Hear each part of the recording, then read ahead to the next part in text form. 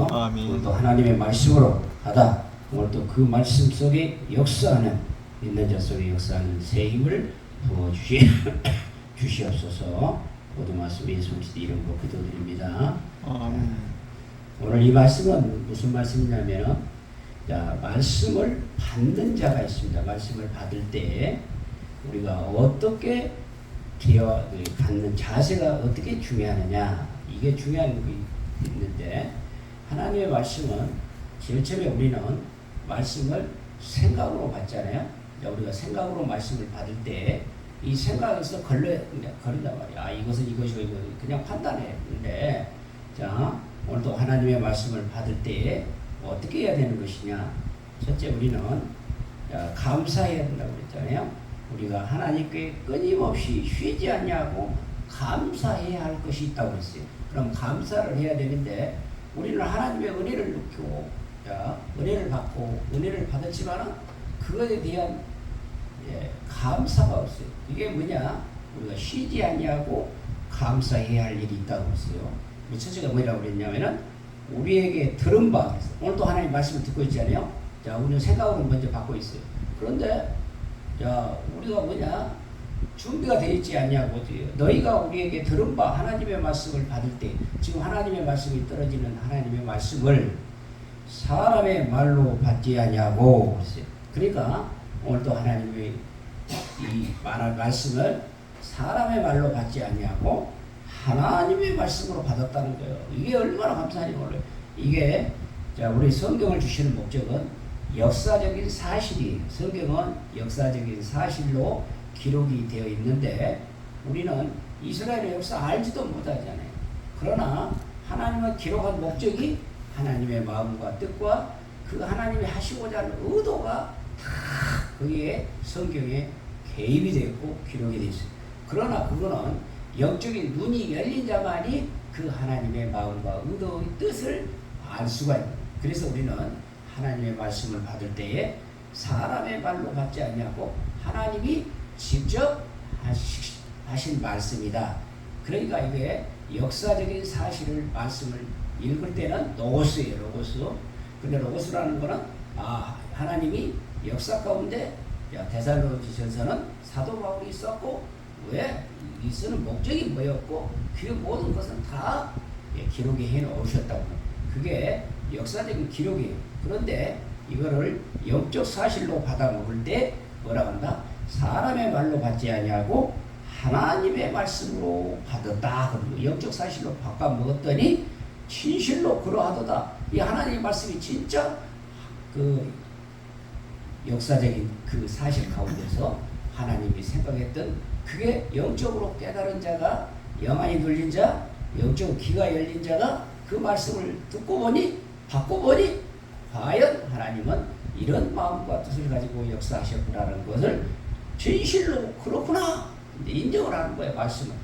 그러구나. 그렇게 이 말씀이 또한 너희의 그 말씀대로 믿었을 때의 역사시다. 그러니까 우리는 하나님의 말씀을 깨달고 말씀을 본으로 예수님을 만나 말씀을 깨닫지요.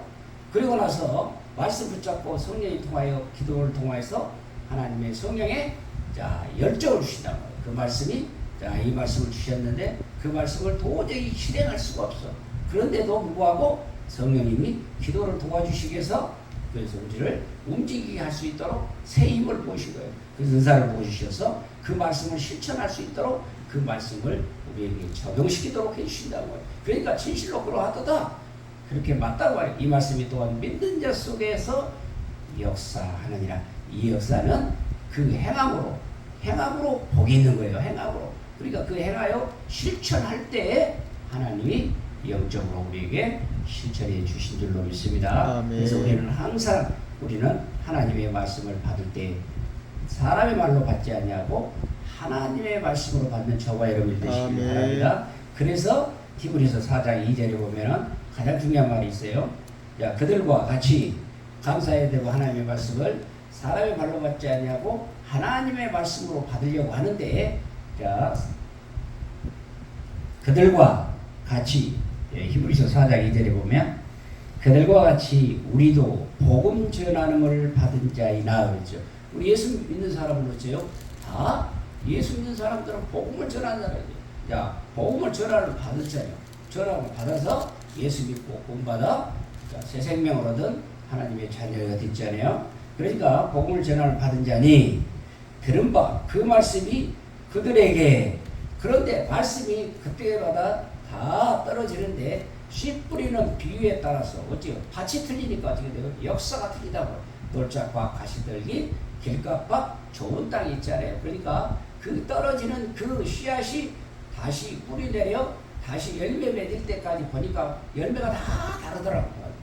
그러니까 자, 들은 바 그러나 그 말씀이 저희에게 유익되지 못한 것은, 그러니까 우리 하나님의 말씀을 주셔서 이거를 유익으로 바꿔서 하기 위하여 열매 맺기 위해서 우리에게 주신 말씀인데, 이 말씀이 유익되지 못한 것은 그랬어요. 유익되지 못한다는 것은 내가 그 말씀을 지키지 못하고 그 말씀대로 행하지 못할 때에 믿는 자가 믿음과 결부하지 못하니라 그랬어요. 그러니까 믿음과 결부가 못했다는 말은 하나님의 말씀이 세 가지 의미가 있어요. 말씀의 의미가 뭐가 있느냐?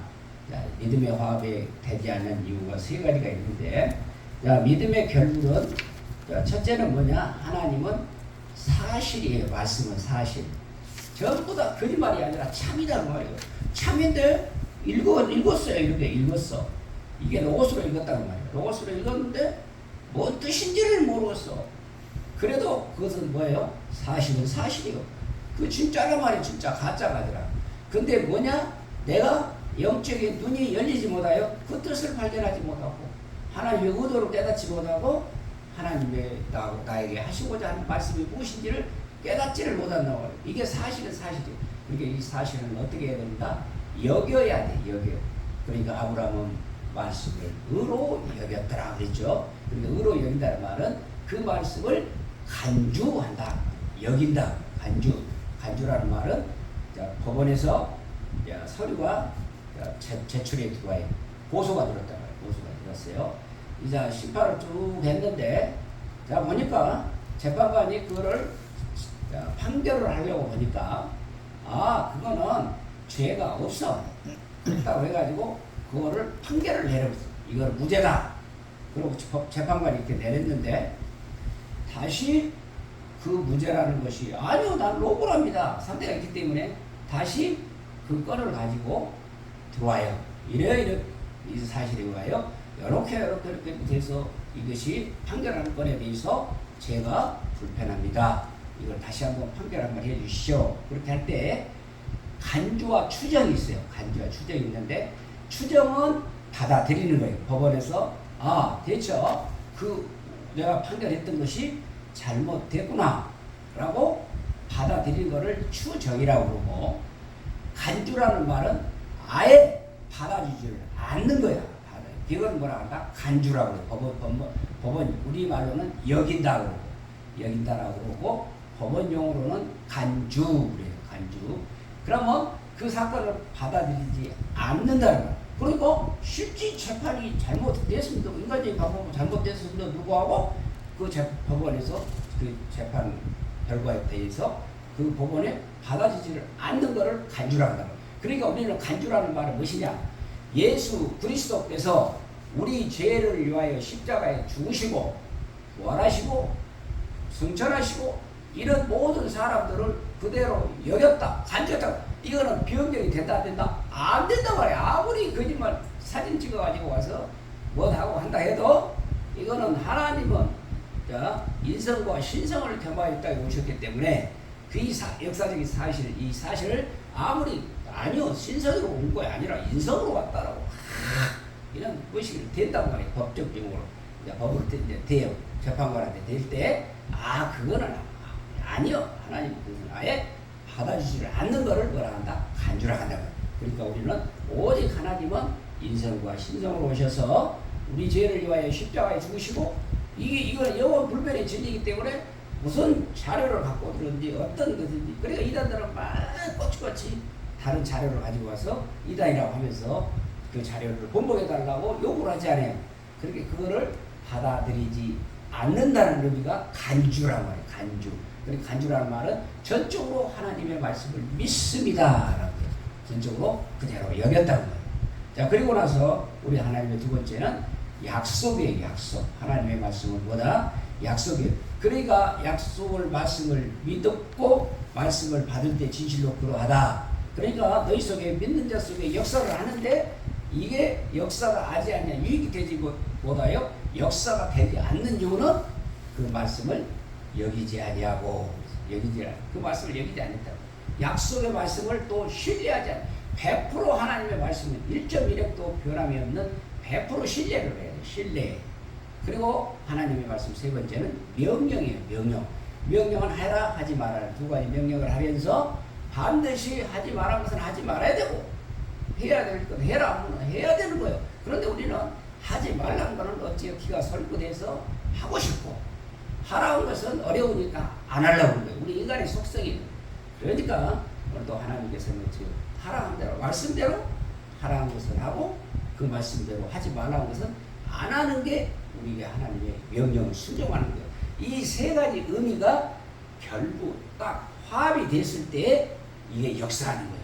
이게 그래서 이거를 믿음의 결부라고 그래요. 믿음의 결부, 믿음의 화합.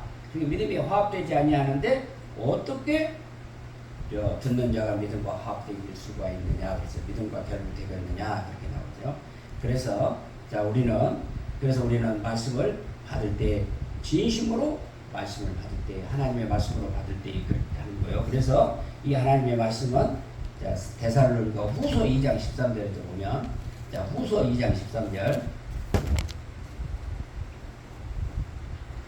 데살로니가 후서 13절에 보면 주께서 사랑하시는 자들아 그러죠. 주께서 사랑하는 자들아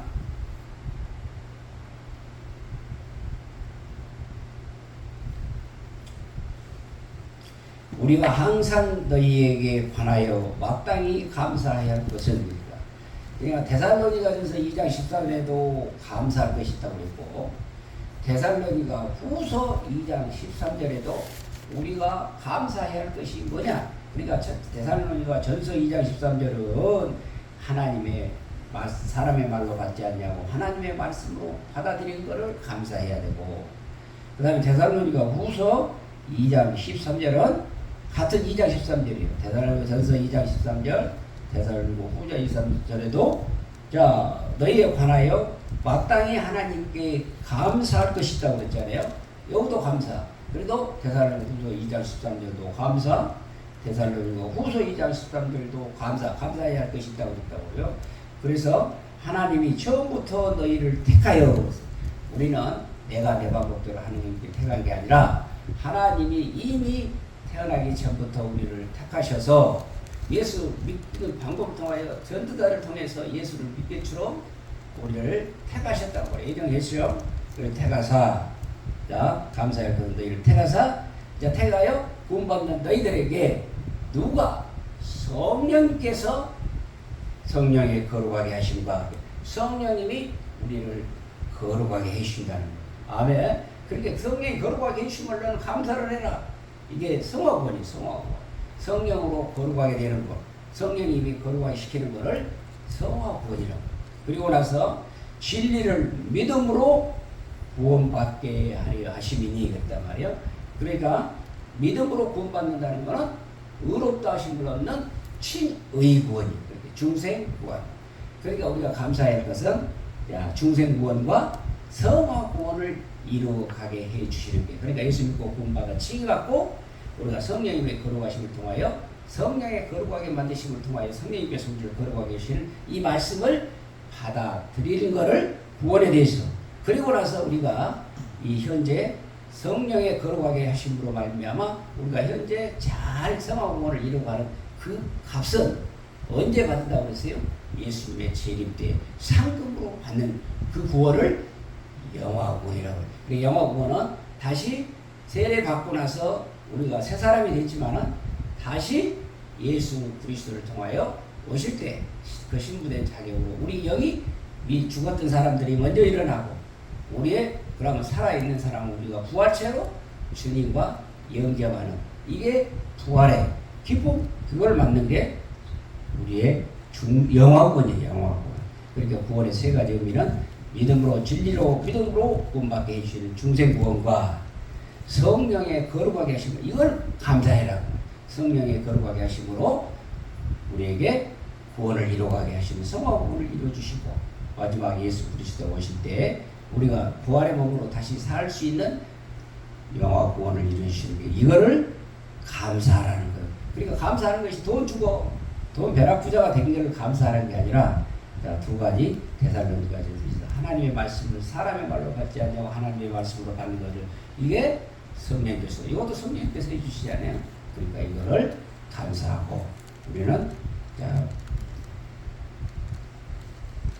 진리를 믿음으로 구원케 해주시는 중생구원과 성령의 거룩하게 하심으로 믿음의 구원을 받게 하는 이 말씀을 받을 때 이럴 때 뭐가 되는다? 사람의 말로 받지 않냐고 오늘 또 하나님께 감사할 중생구원과 성화구원을 이루어갈 때 우리의 받는 자세가 중요할 줄로 믿습니다. 그 다음에 두 번째는 뭐냐?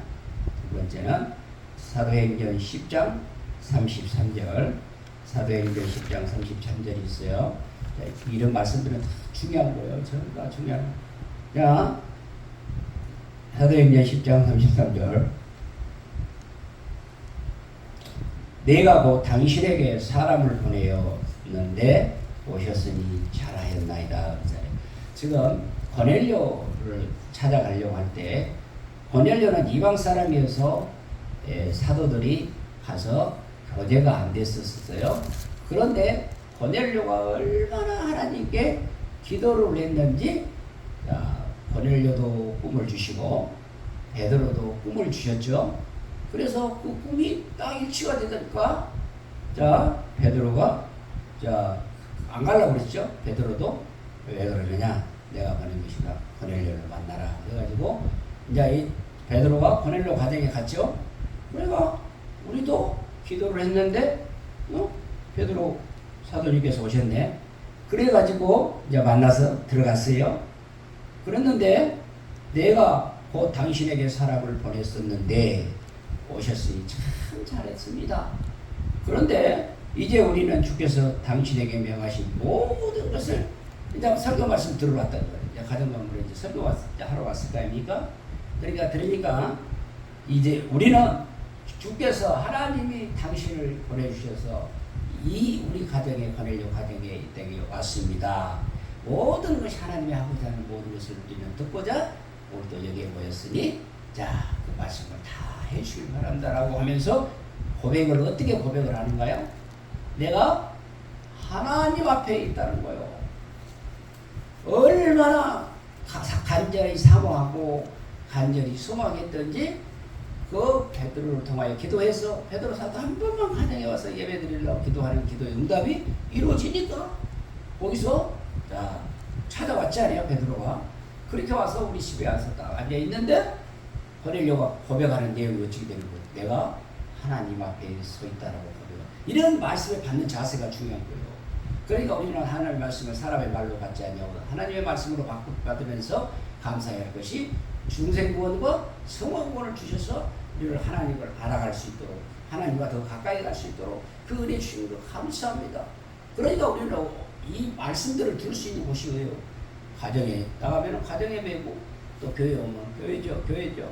이거를 이루어갈 수 있는 이것이 영성훈련 장소가 교회 가정과 교회에서 예배를 줄 수 있는 것이 아니에요. 그렇기 때문에 우리는 이게 하나님을 만날 수 있는 이 두 가지 이 영성훈련 장소는 우리는 예수님을 쓸 때가 아니고 꾸준히 훈련을 해. 그래야 뭐가 돼요?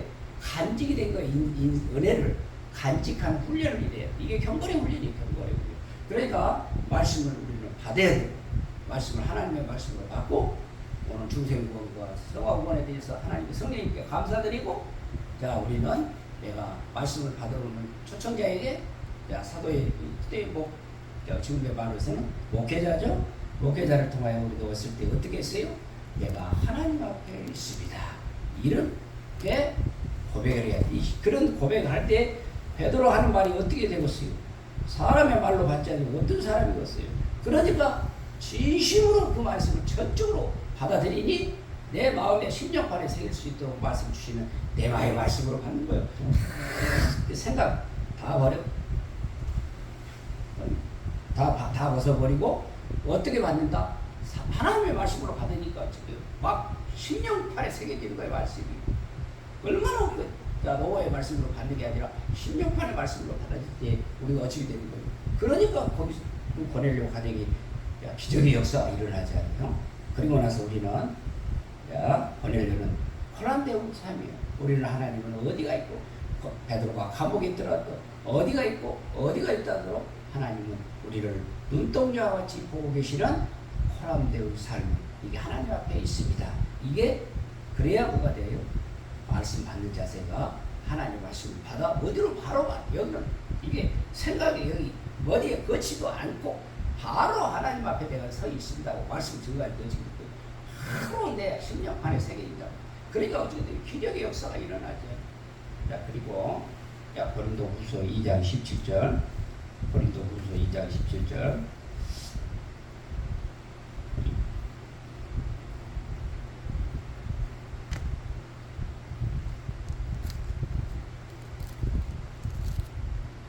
고린도후서 2장 17절 보면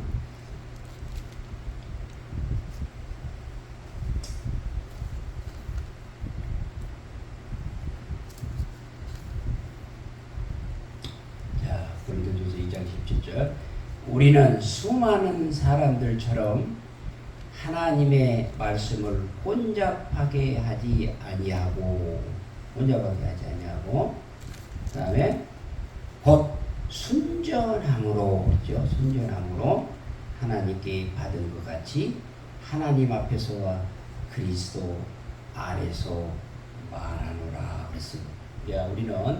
우리는 어떤 사람이 되어야 되느냐? 어린아이와 같이 머리가 복잡하면 안 되는 거예요. 하나님의 말씀을 주실 때 왜 어렵고 왜 십자가에 죽으셔서 피 흘릴까지 예수님이 죽어야 될까? 그래 보면은 복잡해 보잖아. 이 모든 인류의 죄를 위하여 하나님이시지만은 동등하시면서 성동한테 성육신 자기 부인과 자기 십자가 치는 예수의 사명이잖아요. 그러니까 그걸 감당하기 위해 왔는데 그걸 하나님의 계획이잖아요. 그러니까 계획을 갖다가 무시를 해보게 되면 어떻게 되고 그게 뭐예요? 하나님 말씀을 혼잡하게 하게 하지 않냐고 무엇을 순전함 그라 우리 죄를 위하여 죄 없으신 분이 우리 죄를 위하여 대성물로 이 땅에 오셨다. 그래서 십자가에 죽으셔서 우리를 피 흘린 몸으로 밟으면 그 믿는 믿음으로 우리는 구원 받았다. 이렇게 단순하게 받아져야 되는데 왜 다른 사람으로 대성물로 해도 되는데 왜 예수님이 되어야 되느냐? 그렇게 되면 혼잡하게 하지 아니하고 순전함으로 하나님께 받은 것 같이 그랬어요. 우리는 말씀을 온전히 순전함으로 그대로 받아들여야 돼요. 그러니까 이유가 없는 거예요. 그러니까 안 믿어지면 그렇지 왜 믿어지지 아니할까요? 하나님 성령님이 가르쳐 주세요. 그렇게 되면 그 믿음에 어느 정도 내가 성장해서 그거를 깨달을 때까지 내 안에 말씀이 차서 내 말씀으로 다져지고 그러니까 뭐가 되겠어요? 이 가운데 세상 것들은 다 차 있어서 이 말씀이 받이지 않냐고 혼잡한 상태에 어떻게 이런 말씀들이 들어가 이해가 되겠어요. 그러니까 그 말씀이 하나하나 성령의 벽돌 한 장 장들이 내 심령판에 잘 새겨져서 내 안에 풍성하게 되어지면서 성장이 되어갈 때 하나님의 말씀이 그때 우리는 하나님의 앞에서와 그랬어요. 하나님 앞에서와 그리스도 안에서 말하노라 그랬어요. 그리고 우리는 하나님 앞과 그리스도 안에서 우리는 항상 들어가야 돼요. 연합이 돼서 오늘도 하나님 그렇게 할 때 우리의 말씀이 받을 때 하나님의 말씀으로 받아질 줄로 믿습니다. 자, 그다음에 마지막 네 번째 갈라디아서 6장 6절 갈라디아서 6장 6절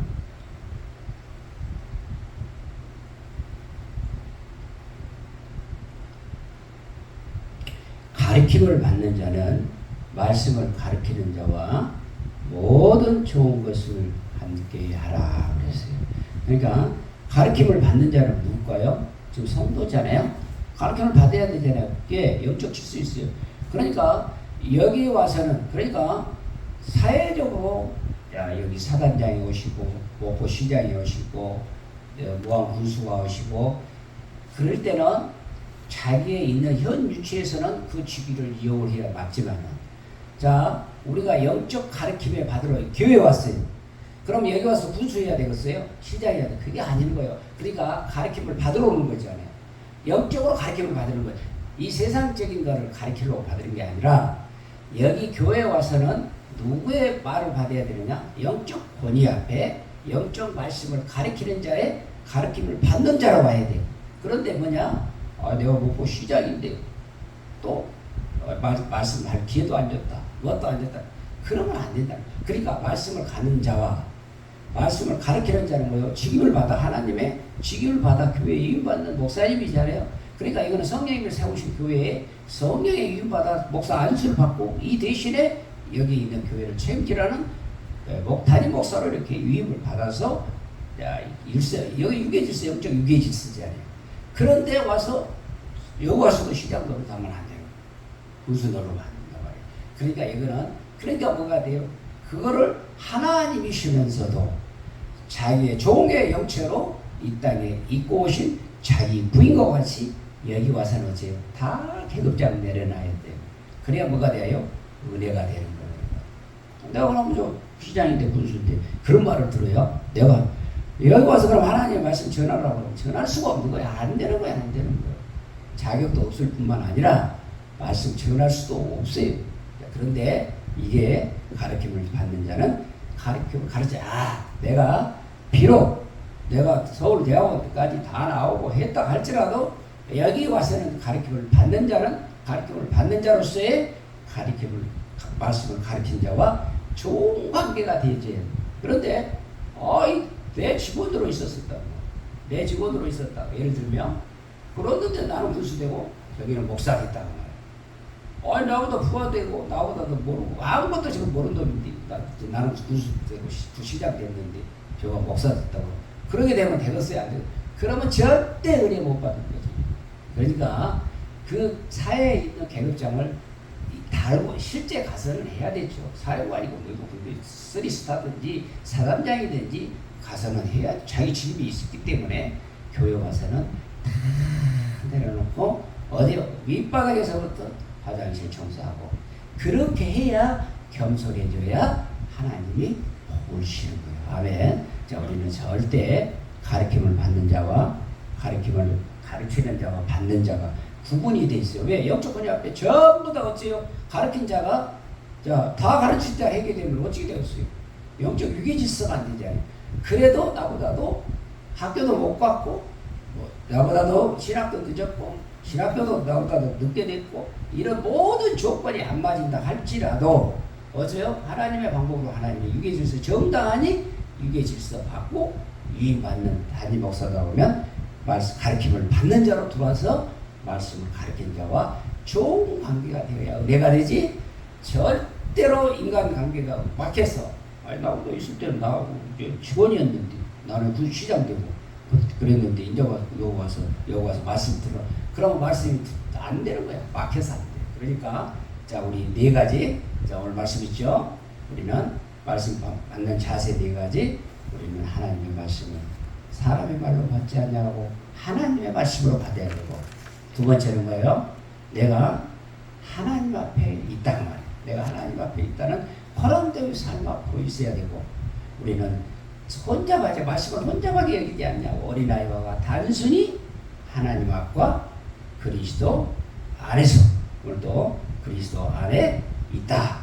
하나님 그리스도 안에서 내가 말씀을 듣는다. 그렇게 오늘도 하나님 앞에서와 오늘도 그리스도 안에서 말씀을 받습니다. 이렇게 겸손할 때 오늘도 하나님의 말씀이 역사해줘. 그리고 나서 우리는 가르침을 받는 자와 가르치는 자의 그러니까 우리는 성도와 목사의 관계에서 인간관계가 딱 막히게 되면은 거기 흐름이 막히는 거예요. 그런데도 모르고 우리는 내가 무시하고 절대 왜 학식으로나 인간적인 방법으로 무시가 된다 할지라도 영적 권위 앞에는 왜 하나님이 그걸 보시는 거예요. 영적 권위 앞에 순종하는 자에게 오늘도 인간적인 법적으로 다 순종해는 영적 권위 앞에 순종하는 저와 여러분이 되시기를 바랍니다. 그래야 은혜가 받는 거예요. 은혜 받지 않는 이유는 뭐냐? 이게 안 되니까 이게 안 되니까 그러니까 목사님 설교 말씀이 들어올까요? 안 들어오는 거야. 안 들어와. 그럼 목사님 설교 말씀이 들어오는데 뭐예요? 머리가 안 들어온다는 말은 뭐예요? 지금 관계가 지금 안 풀렸어. 하나님 왜 이렇게 말씀이 안 들어오는 이유가 뭘까요? 하나님한테 물어보셔. 그럼 내가 실제 말씀은 받으면서도 그 말씀을 받는 자와 말씀 가르친 자와의 관계가 답이 막혔으면 절대 은혜를 받을 수가 없는 거예요. 그러나 은혜를 받는다고 다 열심히 하는데도 어떻게 되는 거예요? 오늘도 은혜를 받고 우리는 은혜 받아야 돼요. 은혜 받고 나서 그 은혜를 간직하면서 살아갈 때 말세에 살아가는 저와 여러분에 대해서 신앙이 성장 성숙이 될 때 우리에게 무슨 은혜를 주시느냐? 영육간의 축복을 주실 줄로 믿습니다. 복을 받지 못한 이유는 무엇이냐? 막힌 담을 찾으셔야 돼. 내가 오늘 목사님과의 관계가 있는 하나님과의 관계를 통해서 지금 막힌 담이 있는지 그 관계를 잘 파악해서 제가 그렇습니다. 목사님 이런 관계가 있는 내 생각이 그러는데 목사님도 그럴 수가 있느냐고. 그 둘이 막 이렇게 해서 면담해서 풀어야 돼요. 절대 거리가 있어갖고는 어쩐다 서로가 상처가 안 되고요. 그래서 이 네 가지 중에서 딱 한 가지도 안 되면 이 네 가지 말씀 받는 자세 꼭 잘 듣다가 안 되는 왜 복을 못 받는 이유가 있는 그거를 잘 푸시기 바랍니다. 에바다 부르시고 주기도문하고 마치겠습니다.